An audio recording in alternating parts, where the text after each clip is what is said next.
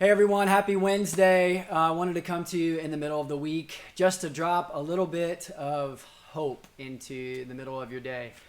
We are in the middle of Easter week and have so much happening, making plans and preparations for SLO City Kids. Make sure you check that out this Sunday. It's going to be super special. And also Easter at home with SLO City Church.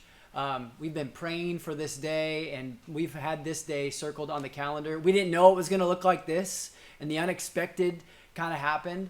But we have the opportunity to pull together and to worship together. I don't know if you're feeling heavy or if you're feeling lonely or if you're feeling mildly discouraged. I know I've had seasons and waves of those.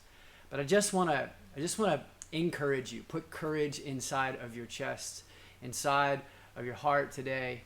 Wherever you sit, that we have a God who did not remain distant in our suffering. He didn't sit far away off in a corner and say, figure it out. He stepped into the middle of the mess with us. And I love what Jesus says in John chapter 15. He says, this is my commandment, that you love one another just as I have loved you. And he says, greater love has no one than this, that one lay down his life for his friends. This week, we see a love like no other, that the God of all creation stepped into the suffering, stepped into our isolation, to our brokenness, to our separated state, and laid down his life and calls us friend. Did you know that he calls you a friend of God? That you are a friend of God, that you can talk to God and approach God because of the radical, reckless, amazing love of Jesus. He calls you friend.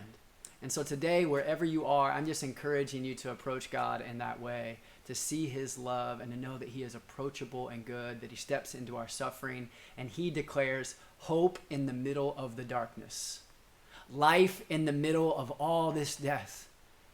He gives us hope in the middle of all this loneliness and despair. And he says, there is goodness to come. I call you friend and you can know me. And so I'm praying for you today and also challenging you in the middle of all of this to be praying for who's around you. Maybe who's in the apartment next door or below you, who's down the street, who maybe you can check in on, who can you text, who can you drop a note, who can you invite to worship with you digitally online at Easter. We're really hopeful and praying that God would meet you right where you are, right where you sit right now, that you would know his peace, you would know his presence, that you would know that power. And this weekend we get to celebrate a love that gave itself up and a love that walked out of the grave. And so we're hopeful for that. Make sure you're inviting somebody. Have a great day. We're praying for you. We're with you, and we'll talk to you soon. See ya.